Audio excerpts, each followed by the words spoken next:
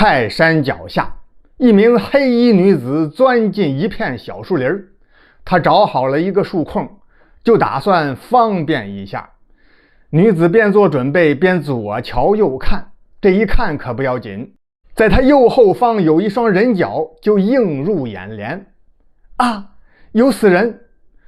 惊叫一声之后，女子站起身就跑出树林。树林外面的小路上有一名黑衣男子，听见女人的叫声，他马上冲进树林，因为俩人都跑得太快，啪的就撞了个满怀。慌什么？哪里有死人？里面树上有个吊死鬼。因为枝繁叶茂，男人什么也看不见，于是他就朝着女人手指的方向走了进去。果然，在一棵歪脖树上吊着一个人，看样子是上吊死的，身体已经僵硬了。通过死者的穿着打扮，可以断定这位不是穷人。这个故事发生在古代年间，发现尸体的这一男一女两个人是一对夫妻，两个小偷。男的叫张守快，女的叫何守基。张守快看死者衣着不凡，就用刀砍断绳子，尸体扑通落地。张守快伸手在尸体上一阵摸索探寻，果然有所收获。死者背后有个背囊，里面虽然没有银子，却有一份任职文书、官印和一身官服。张守快一看，这分明就是即将上任的新任县令，名叫马师卒。于是他眼珠一转，计上心头，一把拉住何守基的手，就说：老婆，咱们发达了，发达了！你胡说些什么？1两银子也没有，就这一身新衣服，你就发达了？你懂什么？有了这几样东西，我就可以去县衙就任县令，你就是县太爷夫人了。于是这对贼夫妻就地挖坑把死者埋了，然后穿上官服，带着官印和任职文书到县衙上任去了。古时候没有带照片的身份证，谁也不知道新任县令应该长什么模样，所以张守快顺顺利利便当上了县太爷。这张守快贼性不改，没事就让人用轿子抬着他四处溜达。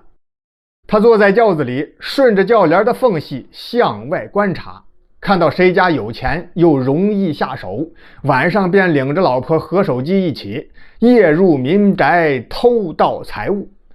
等有人到县衙报案，张守快就采取拖的办法，将这些偷盗案件压下去。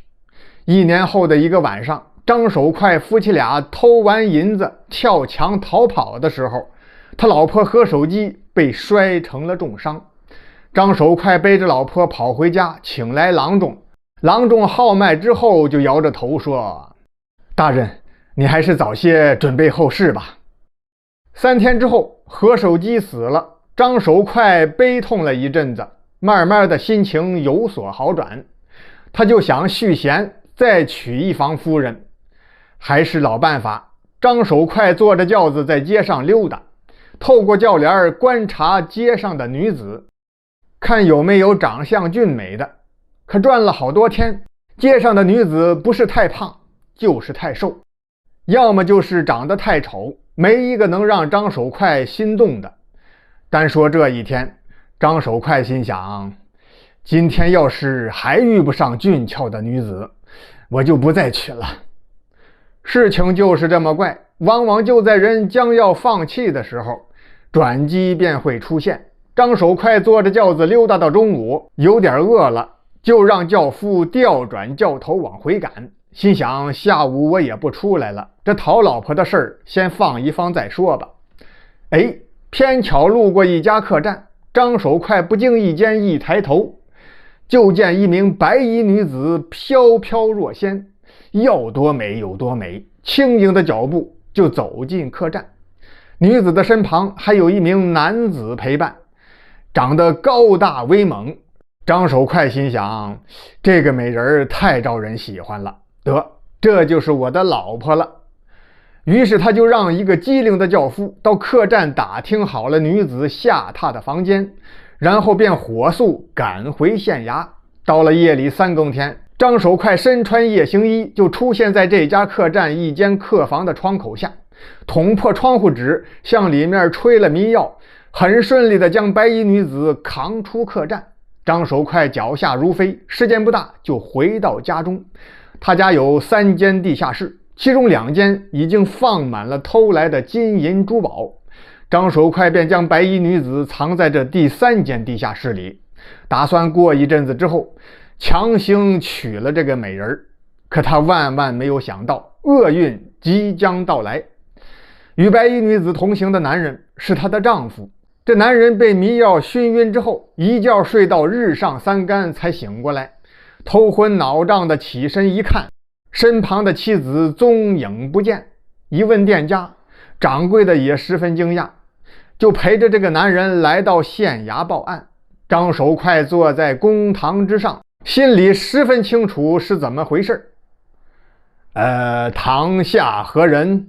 见了本官因何不跪？跪什么跪？你就是马县令是吧？在你的眼皮子底下，竟然能让一个大活人不翼而飞，你还配在这儿跟本王说话？限你3日内找回我的王妃，否则要了你的脑袋。原来这个威猛的男人是当朝天子的亲弟弟王爷千岁，被张守快偷回来的白衣女子正是他的王妃。他们这是微服游玩，路过此地。明白真相之后，张守快心中暗暗叫苦，妈的妈，我的姥姥怎么这么倒霉呀？这可叫我如何是好？张守快表面上还算镇定，在给王爷磕头跪拜之后，他便命人画影图形，四处张贴，抓紧寻找丢失的王妃。然后回到家里想对策，如果找不到王妃，那我的小命可就没了。可如果交出那个美人，我也舍不得呀。再说了，就算是我忍痛交出美人，不也还是死路一条吗？思来想去，张守快还真就想出了一个好主意。他还是将那白衣女子用迷药迷晕，趁天黑送进了一个山洞里。第二天，命捕头假装搜寻，找到了白衣女子，然后交给王爷。在公堂上，因为怕被王妃认出来，张守快用黑纱遮面，说自己是寻人的时候在山里被马蜂蛰了，脸部肿胀难看，连说话的腔调都变味了。就这样蒙混过关。王爷急着赶路，留下话说让张守快尽快抓住盗贼，然后便带着王妃上路了。送走了王爷夫妇，张守快的心总算是一块石头落了地。可真没想到，短短10天之后，王爷带着王妃又回来了。原来王妃受了惊吓，改变了原本要去江南游玩的想法，就先回娘家看看。结果到家之后才听他娘说，他的表哥去年买了个官，去当县令了，一说还就是他们出事的那个县。于是就想到那个县令肯定是假的，要不然他怎么连亲表妹都不认识了呢？王爷命知府带着军兵包围了县衙。王妃当面一看张守快，这果然不是自己的表哥马师祖。你是何人？胆敢假冒朝廷命官，说我表哥现在何处？你把他怎么样了？张守快知道狡辩也没用了，只好束手就擒，然后带着王爷夫妇和知府来到当初那片小树林。军兵挖出了马师祖，肉早都已经没了，只剩下一堆白骨。后来知府很快破了案，马师祖是被一伙土匪图财害了命，然后制造了上吊的假象。杀人的土匪都被砍了脑袋，唯独这张守快，王爷要让他死得特殊一点。在城门口的空地上，相距1丈远埋了2根3人高的大柱子，柱子头上横着绑好一根粗木棒，赐给张守快一根麻绳，让他当众吊死在这木头架子上。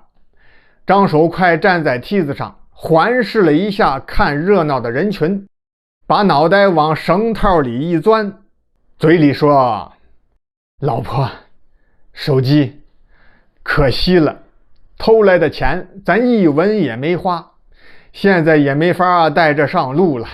你等等我，慢点走，我来追你了。”说完，一脚蹬开木梯子，脖子迅速被绳套勒紧，两腿一蹬，眼一翻，气绝身亡。